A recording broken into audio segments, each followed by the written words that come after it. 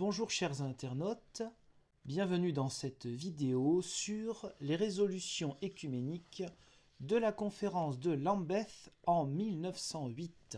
La conférence de Lambeth, qui se réunit régulièrement, en moyenne une fois par décennie, depuis la deuxième partie du XIXe siècle, réunit les évêques anglicans autour et sous l'égide de l'archevêque de Canterbury. En 1908, il existe là encore beaucoup de résolutions qui ont une connotation clairement œcuménique. Résolutions donc votées par la majorité, si ce n'est l'unanimité des évêques anglicans du monde entier. Parmi ces résolutions, on trouve la résolution numéro 58 qui rappelle déjà une résolution de la précédente conférence de Lambeth en 1897 d'étudier toute possibilité de permettre toute opportunité d'ouverture pour l'unité des chrétiens.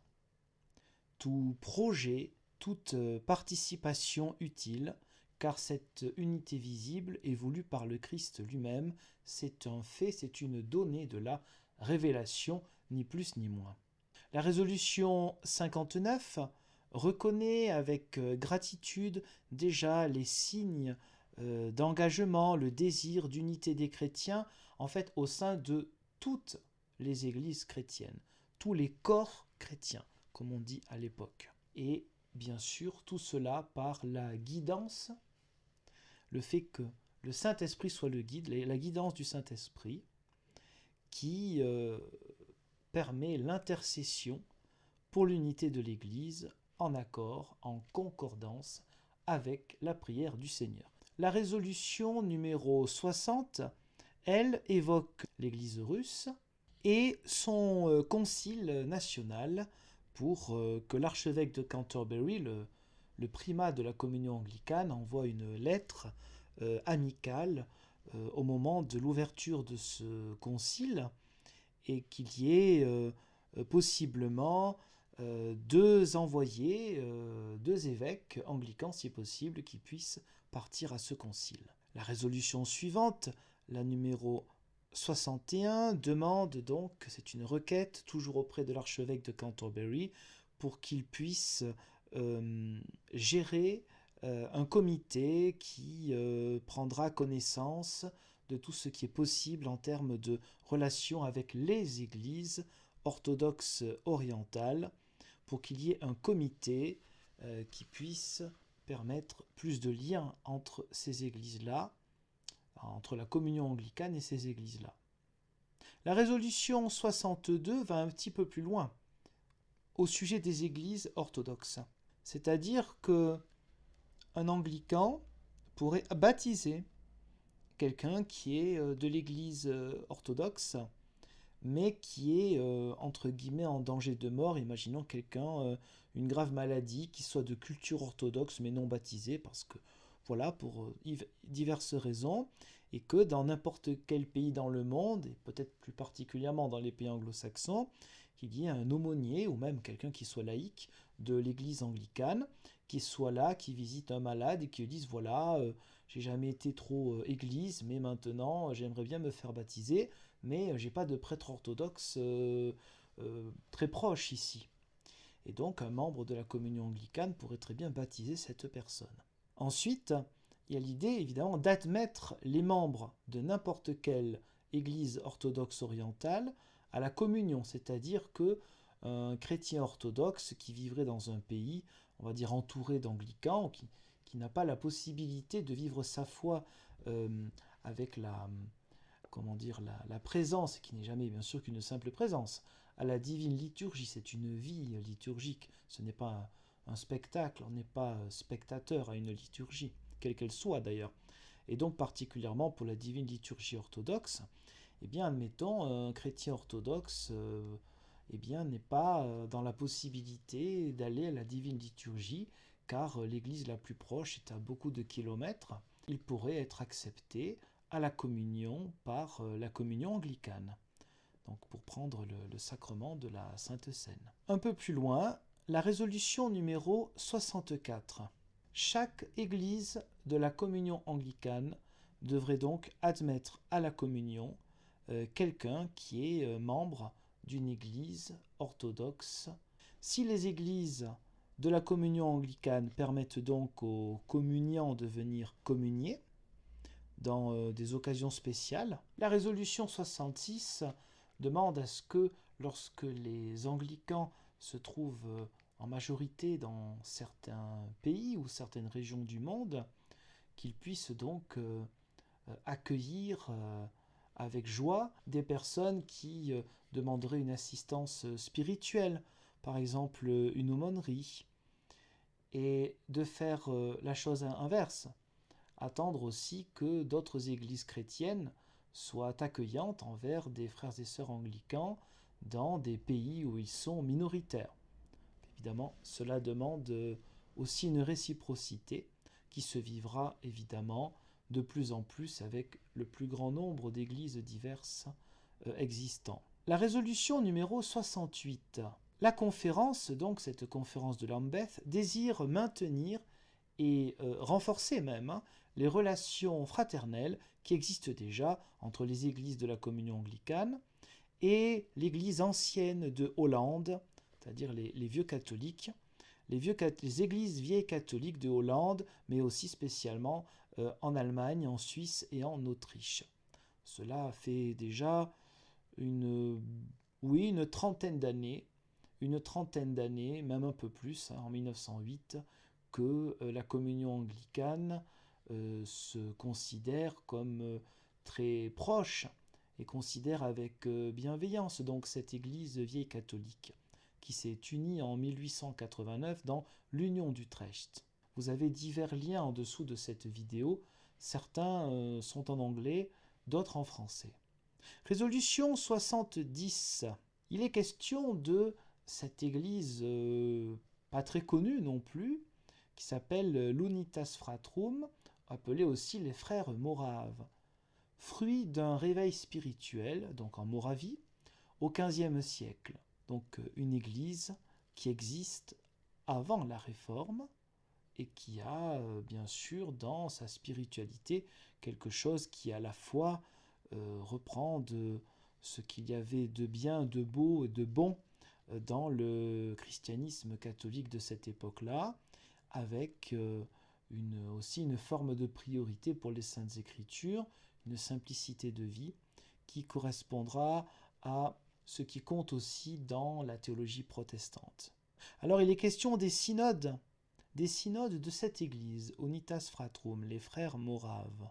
Eh bien, la question est de savoir donc si les synodes, c'est-à-dire les assemblées délibératives, la gouvernance en fait, de cette église des frères moraves, ont donné une assurance suffisante de leur accord doctrinal avec nous les anglicans, sur les choses essentielles.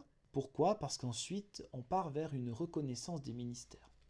Une reconnaissance des ministères, une possibilité aussi d'ordination par des évêques anglicans, de prêtres ou pasteurs, ça dépend comment on traduit, on comprend en français, de cette église des frères moraves.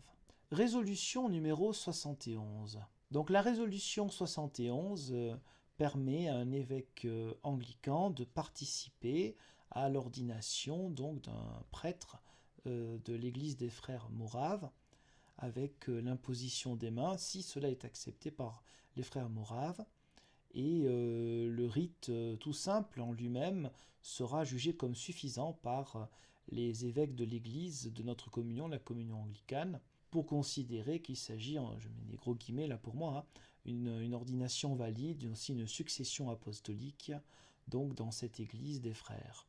La résolution 72, donc tout évêque ou prêtre qui a été ainsi consacré ou ordonné est en capacité de vivre son ministère, d'exercer son ministère dans la communion anglicane, puisqu'il a donc reçu cette ordination par l'évêque, du moment que cela a été acté officiellement par les synodes de l'Union des frères moraves. Ensuite, il y aura donc la possibilité de prêcher dans nos églises, et les églises anglicanes, pour certaines occasions.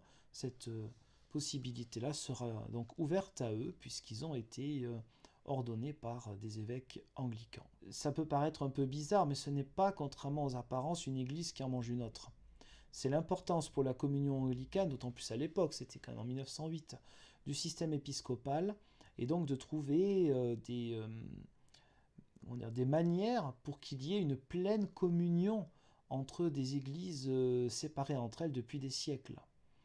Et donc le fait de participer à certaines ordinations de pasteurs ou prêtres, ça dépend comment on voit les choses, et bien du moment qu'il y a un évêque anglican, ils vont considérer qu'il y a cette succession-là qui permet pour eux d'être en pleine communion, alors que peut-être pour d'autres églises, ce n'est pas important ce genre de choses, mais ce qui n'est pas important pour les uns peut l'être pour l'autre, si les deux arrivent à se mettre d'accord, et ainsi à permettre qu'il y ait un peu plus d'unité parmi les chrétiens, pourquoi pas. La résolution 74 évoque l'église de Suède, c'est-à-dire l'église luthérienne.